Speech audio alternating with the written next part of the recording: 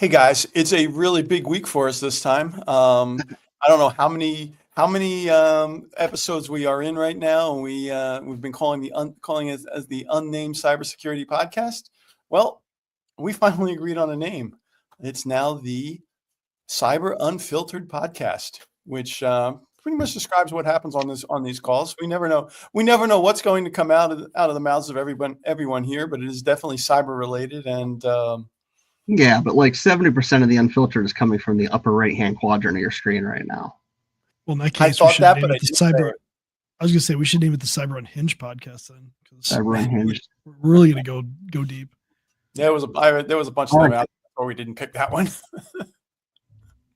So anyway, one of the things that was mentioned at an event down in Nashville that I wanted to talk about today was stuff that was going on with bring your own installer threats. And it was like, what is bring your own installer? Well, there's been bring your own driver for a while, where they use drivers that were vulnerable to basically do bad things. Mm-hmm. But this is you're talking about S1, right? That's what Yep. you're referring to. Okay. Yeah, Sentinel-1. It's a cybersecurity program that's out there, and this vulnerability may not be limited to S1. And we're not saying that S1's done anything bad. This is just based on what we've seen online. But the vulnerability looked pretty interesting. So, what is it? Chris, you want to run through it, or? Yeah. Basically, if you did the upgrade process as a user, it would stop the service. And then if you killed the installer, no more S1. Sentinel-1 just wasn't running. And now you can do whatever you want because EDR isn't going to be able to detect it. Oh, that's super simple. Yeah. They just did a test kill on MSI exec, which is what's used to do it, to run MSIs to do the installers. And yeah, it would just terminate it, and the S1 services would be stopped, and then you'd have an unprotected endpoint. So now you can do whatever you want without any kind of repercussions. Now, to be fair, Sentinel-1 does have a fix for that. There's a setting that could have been turned on called local upgrade authorization, and it would have blocked that portion. But a lot of people didn't have that turned on. Right, but from a protection perspective, if people are using some of these tools that are doing application whitelisting, that's probably an application that would have been approved already because it would have been signed by Sentinel-1. Mm-hmm. Yep. And they were using an old version of Sentinel-1 to do it too, like one of the MSIs. So there must be some sort of reason why they were doing that. But yeah. Some universal kill? Yeah, just the way it worked. And because maybe S1 changed the way that happened in the future. But yeah, to your point, it's signed by Sentinel-1. Yeah. It's approved. Nothing's going to stop that from running. And if you didn't have that local upgrade, downgrade authorization turned on, yeah, it just would kill the services, and then you're free to do whatever you want. Right. I think one key point, though, is that something has to be run, something that's already signed and accepted, like a Microsoft installer. Yep. So don't install Microsoft Office from an email link, things like that. I mean, there's still some, human protections here, but it is scary that you can run something that's trusted and just make your security go. Well, so let's talk through a scenario on this, because this is what you talk about is a good point. But you've seen all these calls that are happening to like organizations, right? All these fake ones. Attackers. Yeah, they're calling. Scattered Spider took down M&S in the UK. Good example. They call their fake IT support calls. They might trick employees to installing like a legitimate IT tool, like remote access, which may or may not be blocked. And once they get on there, they can just run. They could download the S1 payload, run the installer, kill S1, and do whatever they want. And like Bob said, this doesn't mean that every other company is immune to this kind of attack. But yeah, you got to string some attacks together. But like, really, if you're super targeted on somebody, how many people are going to fall for this? Yeah. And the Sentinel one in this case, the Sentinel one's got a huge installed base, so the bad guys can definitely put that out there. And some of the things that we've talked about in the past is defense in depth. Mhm. We need to have other tools, and we can't have all our eggs in one basket. Even having Microsoft Defender doing and watching and monitoring will be another data source. Mhm. Layers. It's like the onion from Shrek. I was going there. Peeling layers. Yeah, maybe it's not an ogre, but Are we there yet? Are we there yet?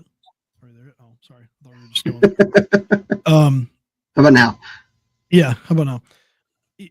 There's also been the bring your own driver, vulnerable driver technique too. That's been able to do some of this stuff and bypass that. So again, same principle. They bring a driver that's vulnerable. They can launch it, do its hack. Sometimes they can kill like your endpoint detection product. Bring your own installer and bring your own driver. Driver, yeah. And it's reality where we're at. Like everything can be bypassed at some point. Not everything's going to be detected. People will find a way. We used to always have a discussion with this. If I have physical access to the device, we're gonna get into it. But now it's not even physical access. So yeah, I mean, a couple of years ago, there's an Intel Ethernet driver that was used to bypass. Oh, I actually remember that. Intel. They're not fun times. Yeah. How many Intel? Most business PCs have Intel NICs. And you see an Intel trusted driver, you're like, okay. Yep.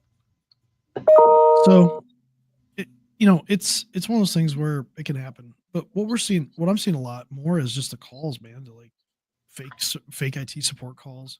So what's the fix for that? Beyond organizational training of, hey, here's the support you should be responding to, and that from being spoofed. I mean, we come back to the people factor again. Yeah, I mean, one of the things you could kind of work on in an organization is to have a two-way verification process, right? Like when people call on our service desk, they get verified. Yeah. But there are tools out there where you can actually do the reverse.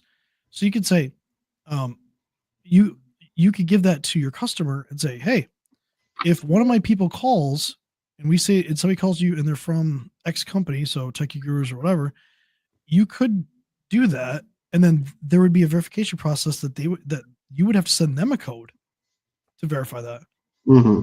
So, well, or at the bare minimum, have the client call back in. Oh yeah. Or you could have a passphrase, right? Somebody could have like a, maybe they have a PIN on their account, and you have to, as the technician, you have to tell them what the passphrase of the PIN is, and if it's not the same or what they what they think it's going to be, they just stop the call right there. There's a number of things that we can do to protect organizations. It's a little harder at the larger level, so you're going to want some tools to do that. But that's what we got to. It's like we need end user verification on our service desk, and we also need service desk or help desk or IT support verification at the end user level.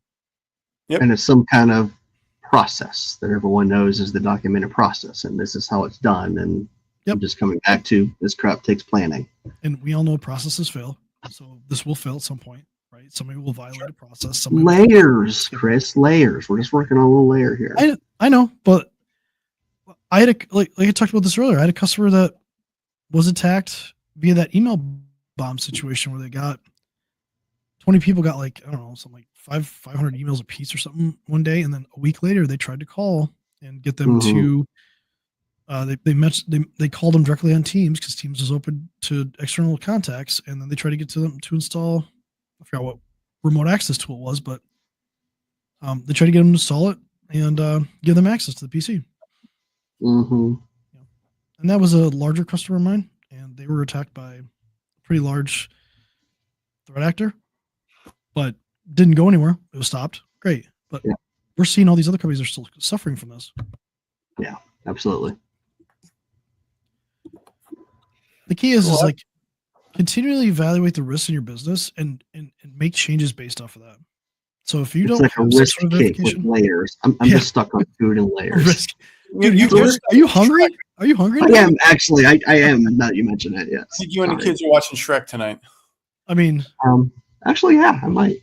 are Because we going apples red? are talking Are we food. going like a red velvet cake, or what kind of cake are we're talking? Because So what's got the most layers, or what's that Jello with like all the color layers, and like cream in between? Oh, I don't know. I'm not. It's a risk Jello mold. All right, I'm done. I've derailed us enough. If we keep going, it's gonna be wrist Jello shots. Might need that after hearing this. Yeah. Oh boy. But let's talk about something a little more interesting. So again, assess the risk in your business and make changes. This is a journey. There's going to be twists and there's going to be turns in this, and you're going to just have to address it. But there's a really cool story from the Department of Justice where they shut down something called Biden Cash. Now, I didn't get any Biden Cash. I don't know anybody else.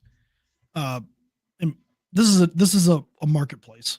This is a marketplace that was on the dark web, and they were trading credit card information, personally identifiable information, and in 3 years, they did about $17 million in revenue from what they're looking at from the cryptocurrency operations.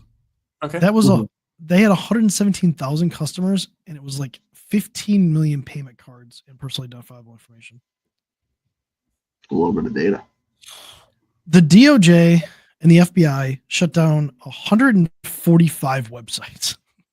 Like, between dark web and clear web. Clear web is what we normally browse in like Chrome or Edge or Firefox. Dark web, obviously, you got to use Tor to get to it, but like 145 they seized.